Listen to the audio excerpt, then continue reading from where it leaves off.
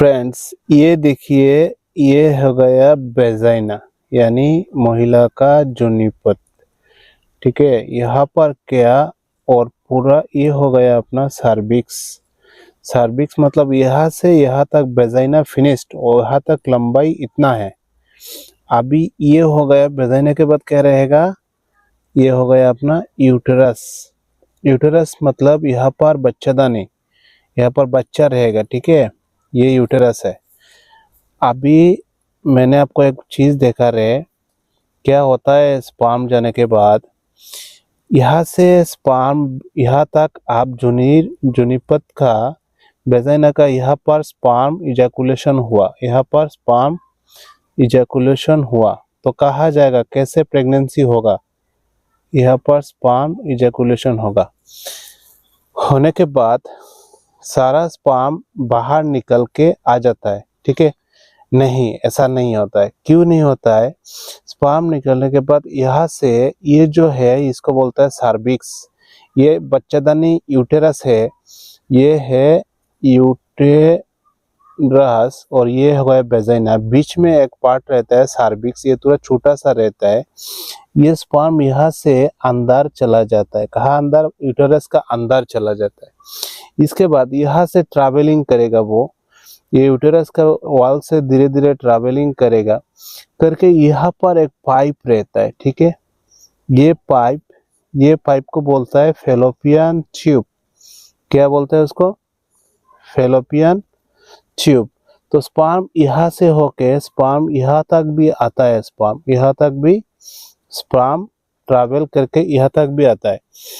तो क्या हो रहा है, अब यहाँ से ये जो वेजाइना है यहाँ से यहाँ तक स्पर्म इजैकुलेशन हुआ। इसके बाद स्पर्म से यहाँ से ट्रैवल होके यूटेरस में चला गया। जितना एक्सेस स्पर्म है, ये क्या है, ये फ्लेक्सिबल है, धीरे धीरे ये बैलून की तरह फ्लेक्सिबल है। ये भी एक मासूल है, इलास्टिक मासूल। मतलब ये इलास्टिक मासूल है, धीरे ऐसे छोटा भी होता है बड़ा भी होता है। तो ये जब मतलब यहाँ पर स्पर्म आएगा, स्पर्म भी एक फ्लूइड की तरह है, सीमेन है जो एक फ्लूइड की तरह है।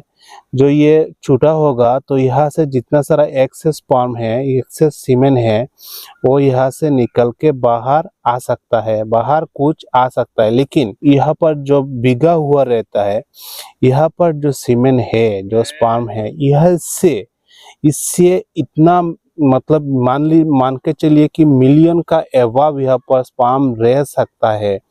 अगर बाहर भी निकल जाए इसके बाद भी यहाँ पर मिलियन स्पर्म रहता है। और कुछ तो यहाँ से ट्रैवल करके यूटेरस में भी ऑलरेडी पहुंच चुका है। जो यूटेरस में पहुंच चुका है वो बाहर नहीं आएगा। तो आप मान के चलो जो स्पर्म यूटेरस में चला गया वो अगर बाहर भी आ जाए वो कोई इफेक्ट नहीं होगा। जो प्रेगनेंसी होने के लिए स्पर्म जरूरत है ऑलरेडी यहाँ पर स्टोरेज रह जाएगा, ऑलरेडी यहाँ पर स्टोरेज रहेगा जाएगा, ऑलरेडी यहाँ पर चला जाएगा।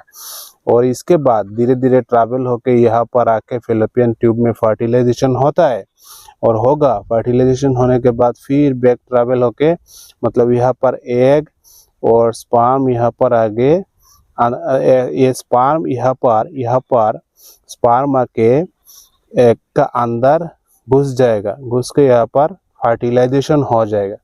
होने के बाद धीरे धीरे मोरुला, ब्लास्टुला, ग्रेस्टुला होके स्टेज है कुछ, तो करीब 5 to 7 डेज लगता है जो रिटर्न आके फैलोपियन ये यूटेरस का वॉल में यहाँ पर इम्प्लांटेशन होगा। मतलब एक बीज होता है ना, जैसे एप्पल का बीज हो गया मिट्टी में देता है, तो ऐसे सेम टू सेम ये यूटेरस का वॉल में आके ये इम्प्लांटेशन होता है। धीरे धीरे बच्चा बेबी बड़ा होता है। जो स्पर्म निकल के आ जाता है आफ्टर इंटरकोर्स, इससे कोई इफेक्ट नहीं पड़ेगा। मान लीजिए ये ग्लास है, ग्लास का अंदर ये पानी है, आप जितना भी पानी डालो उसमें, पानी डालो, एक टाइम के बाद ये पानी पूरा फुल हो जाएगा।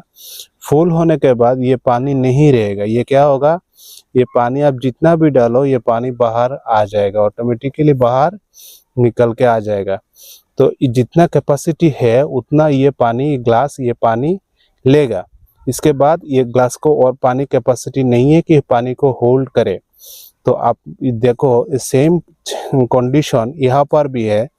ये एक इलास्टिक मासूल है, जितना स्पर्म कैपेसिटी कर सकता है, जितना स्पर्म को, जितना सीमेन फ्लूइड को ये होल्ड कर सकता है, कर लिया, उतना ही ज़रूरत है और उतना एनफ है। इससे ज़्यादा एनफ ज़रूरत नहीं है।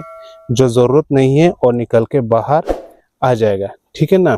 तो वही है, आप प्रेगनेंसी के लिए अपना वाइफ को एक ही एडवाइस कर सकते हो कि after intercourse, after mail orgasm जब हो जाता है, इसके बाद 15 मिनट या 10 से 15 मिनट बेड में लेटा रहे, इससे कुछ फ़ायदा हो सकता है, ठीक है ना। ओके यार, अच्छे से समझ में आएगा। Thank you so much, bye bye, Tata.